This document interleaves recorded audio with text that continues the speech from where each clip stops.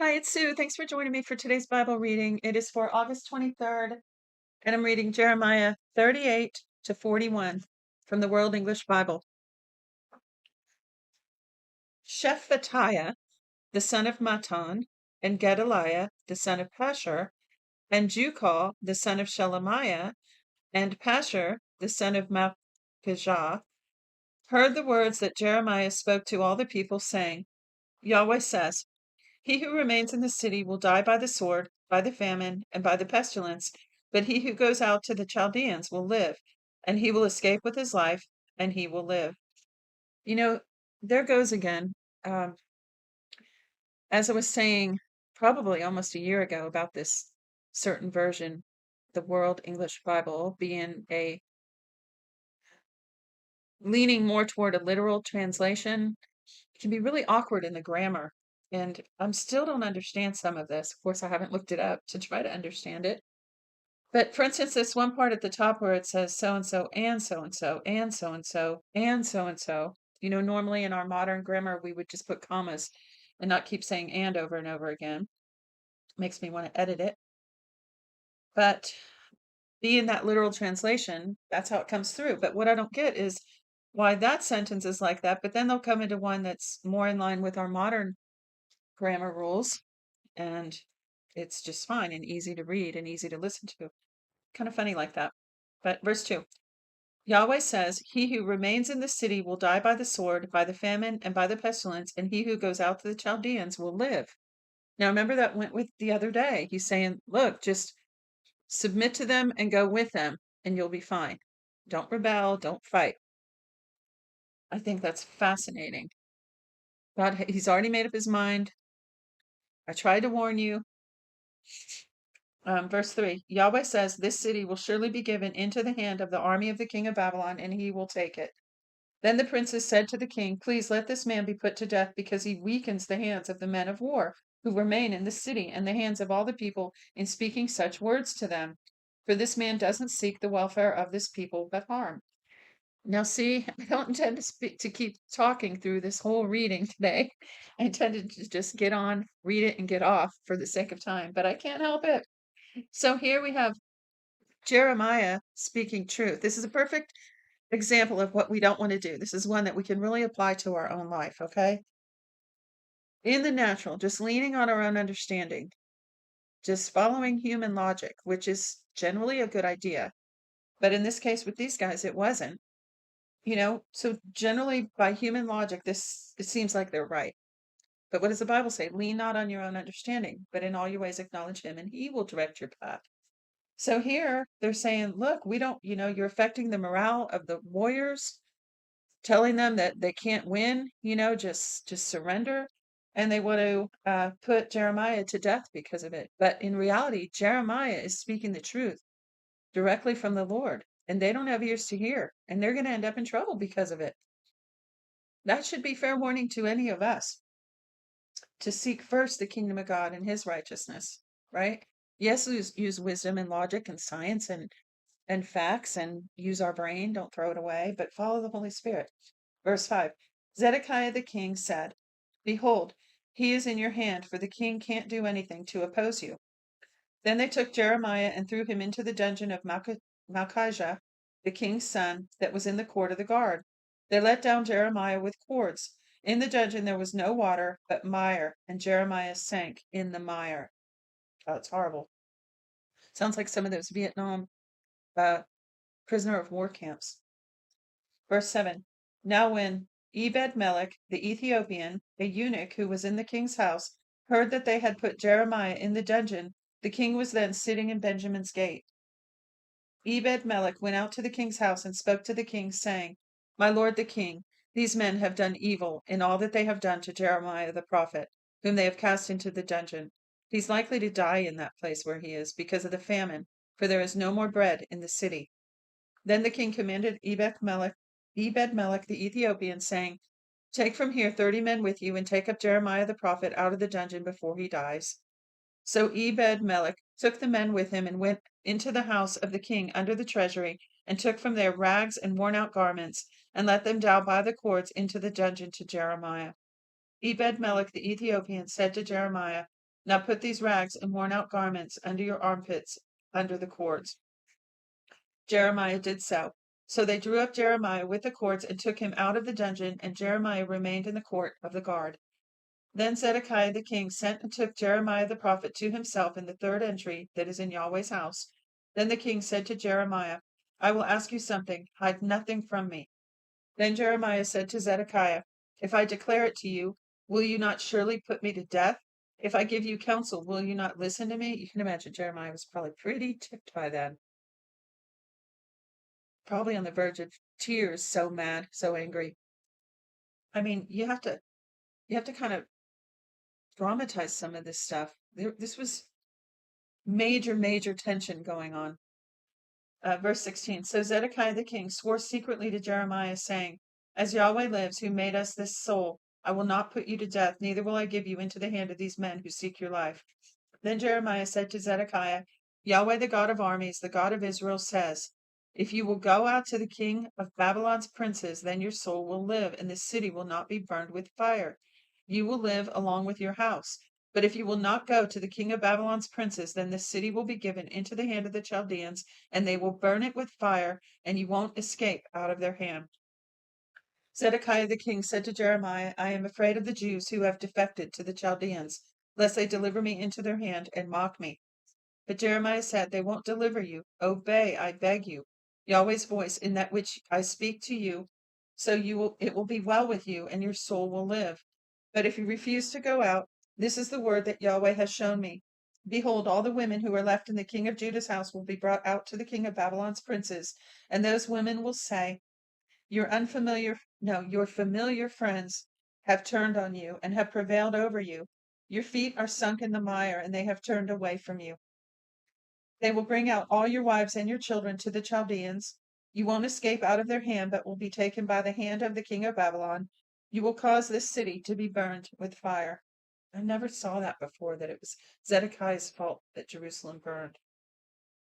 That never occurred to me. I don't know how I missed that every time I read it. You will cause this, because, yeah, it'll be his fault. You will cause this city to be burned with fire. Then Zedekiah said to Jeremiah, let no man know these words, and you won't die. But if the princes hear that I have talked with you, and they come to you and tell you, declare to us now what you have said to the king. Don't hide it from us, and we will not put you to death. Also tell us what the king said to you. Then you shall tell them, I presented my supplication before the king, that he would not cause me to return to Jonathan's house to die there. Then all the princes came to Jeremiah and asked him, and he told them according to all these words that the king had commanded. So they stopped speaking with him, for the matter was not perceived. So Jeremiah stayed in the court of the guard until the day that Jerusalem was taken. Chapter 39. In the 9th year of Zedekiah king of Judah, in the 10th month, Nebuchadnezzar king of Babylon and all his army came against Jerusalem and besieged it. In the 11th year of Zedekiah, in the 4th month, the 9th day of the month, a breach was made in the city. All the princes of the king of Babylon came in and sat in the middle gate. Nergal-Sharezer, Zamgemibo, Sar-Sechem, Rabsaris, Nergal-Sharezer, Rab-Mag, with all the rest of the princes of the king of Babylon. When Zedekiah the king of Judah and all the men of war saw them, then they fled and went out of the city by night by the way of the king's garden, through the gate, between the two walls, and he went out toward the Arabah. But the army of the Chaldeans pursued them and overtook Zedekiah in the plains of Jericho. See, he didn't obey. When they had taken him, they brought him up to Nebuchadnezzar, king of Babylon, to Riblah in the land of Hamath, and he pronounced judgment on him. Then the king of Babylon killed Zedekiah's sons in Riblah before his eyes. The king of Babylon also killed all the nobles of Judah. Moreover, he put out Zedekiah's eyes and bound him in fetters to carry him to Babylon. Verse 8. The Chaldeans burned the king's house and the houses of the people with fire, and broke down the walls of Jerusalem. Then Nebuchadnezzar, the captain of the guard, carried away captive into Babylon the residue of the people who remained in the city. Because if you don't know or you haven't been listening, this is the third incursion of the Babylonians into Jerusalem. And this is a time when they're going to destroy the temple and burn it. Prior to that, they had taken things out of the temple and taken people from the city, but this time it's over. Verse Let me just start again at verse 8. The Chaldeans burned the king's house and the houses of the people with fire and broke down the walls of Jerusalem. Then Nebuzaradan, the captain of the guard, carried away captive into Babylon the residue of the people who remained in the city, the deserters who also fell away to him, and the residue of the people who remained. But Nebuzaradan, the captain of the guard, left of the poor of the people who had nothing in the land of Judah and gave them vineyards and fields at the same time. Because they're going to keep it as an outpost, right? And they want the fruit and all that to be managed by somebody. Verse 11. Now Nebuchadnezzar, king of Babylon, commanded Nebuzaradan, the captain of the guard, concerning Jeremiah, saying, take him and take care of him. Do him no harm, but do to him as he tells you. Well, that's interesting. So Nebuzaradan, the captain of the guard, sent with Nebuchadnezzar, Rabsaris and Nergal-Sharezer and Rabmag, and all the chief officers of the king of Babylon. They sent and took Jeremiah out of the court of the guard and committed him to Gedaliah, the son of Ahikam, the son of Shaphan, that he should carry him home. So he lived among the people. Now Yahweh's word came to Jeremiah while he was shut up in the court of the guard, saying, go and speak to Ebed-melech the Ethiopian, saying, Yahweh of armies, the God of Israel, says, behold, I will bring my words on this city for evil and not for good, and they will be accomplished before you in that day. But I will deliver you in that day, says Yahweh, and you will not be given into the hand of men for whom you are afraid. For I will surely save you, and you won't fall by the sword, but you will escape with your life, because you have put your trust in me, says Yahweh. So I guess he went back in time to tell that, because it's showing how this word that he wouldn't be harmed had just been fulfilled, because Nebuchadnezzar sent for him to be brought to him and protected him. Cool. All right, chapter 40. The word which came to Jeremiah from Yahweh after Nebuzaradan, the captain of the guard, had let him go from Ramah, when he had taken him being bound in chains among all the captives of Jerusalem and Judah, who had carried away captive to Babylon. So I guess Nebuchadnezzar must have gotten word that Jeremiah was speaking kind of on his behalf, that Jeremiah was speaking something that Nebuchadnezzar would want to hear, that he was going to have victory over this city. It's so interesting.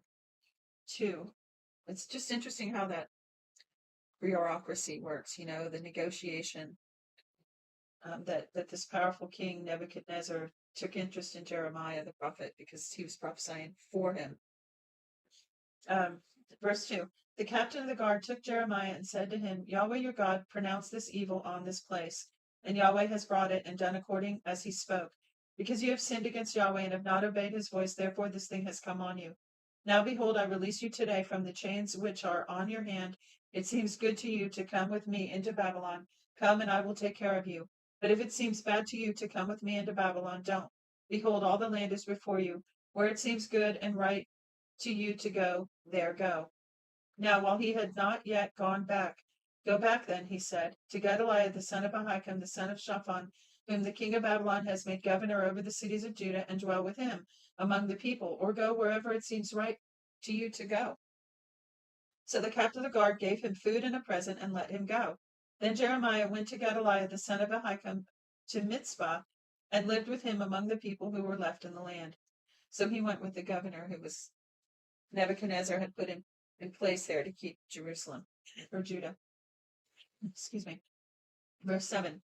Now when all the captains of the forces who were in the fields, even they and their men, heard that the king of Babylon had made Gedaliah the son of Ahikam governor over the land, and had committed to him men, women, children, and of the poorest of the land, of those who were not carried away captive to Babylon, then Ishmael the son of Nethaniah, and Johanan and Jonathan the sons of Kareah, and Sariah the son of Tanhumeth, and the sons of Iphi, the Netophathite, and Jezaniah, the son of Mechathite, they and their men came to Gedaliah to Mizpah.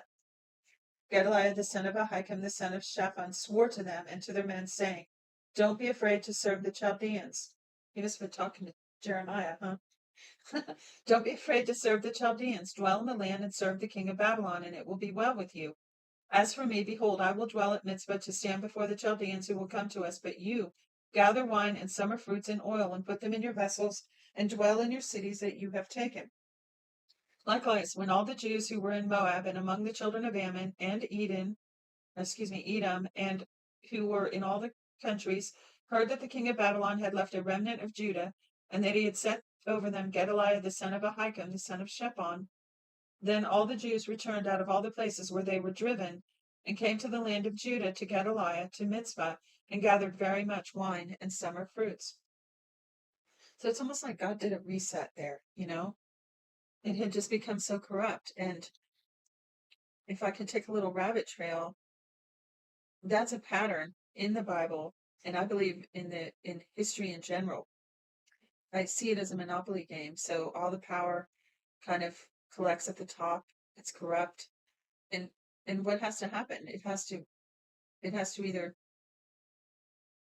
somehow become uncorrupt, which does not happen, or it has to be demolished and reset. That government has to collapse all the way until the time of the Antichrist, when it'll finally be let go completely to come to its apex. So back to today's reading. Moreover, Johanan the son of Kareah and all the captains of the forces who were in the fields came to Gedaliah to Mizpah and said to him, "Do you know that Baalis, the king of the children of Ammon, has sent Ishmael the son of Nethaniah to take your life?" But Gedaliah the son of Ahikam didn't believe them. Then Johanan the son of Kareah spoke to Gedaliah in Mizpah secretly, saying, "Please let me go, and I will kill Ishmael the son of Nethaniah, and no man will know it. Why should he take your life, that all the Jews who are gathered to you should be scattered, and the remnant of Judah perish?" But Gedaliah the son of Ahikam said to Johanan the son of Kareah, "You shall not do this thing, for you speak falsely of Ishmael."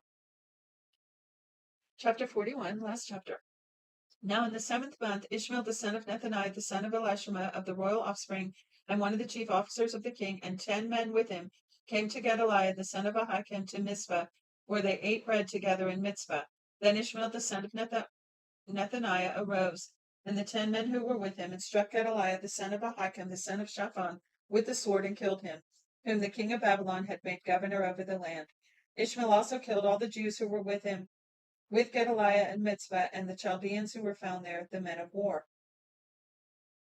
The 2nd day after he killed Gedaliah, no man knew it, men came from Shechem, from Shiloh, and from Samaria, even 80 men, having their beards shaved and their clothes torn, and having cut themselves with meal offerings and frankincense in hand, to bring them to Yahweh's house. Ishmael the son of Nethaniah went out from Mizpah to meet them, weeping along as he went. And as he met them, he said to them, "Come to Gedaliah the son of Ahikam." It was so, when they came to the middle of the city, that Ishmael the son of Nethaniah killed them, and cast them into the middle of the pit, he and the men who were with them. Good Lord. But 10 men who were found among those who said to Ishmael, "Don't kill us, for we have stores hidden in the field of wheat and barley and oil and honey." So he stopped and didn't kill them among their brothers. Now the pit in which Ishmael cast all the dead bodies of the men whom he had killed by the side of Gedaliah, this was that which Asa the king had made for fear of Baasha king of Israel.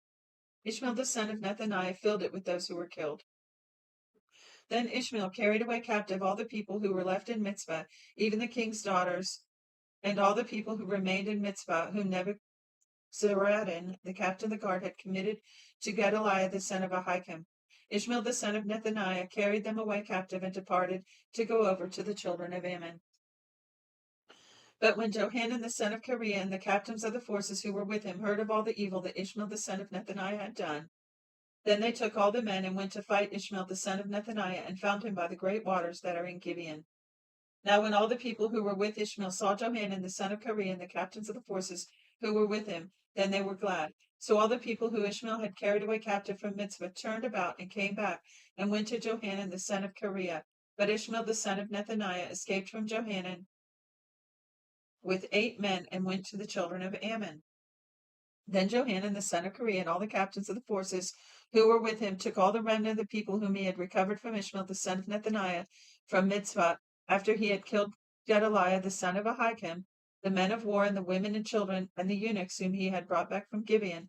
They departed and lived in Geruth Shimham, which is by Bethlehem, to go to enter into Egypt because of the Chaldeans. See, there they go, run into Egypt again.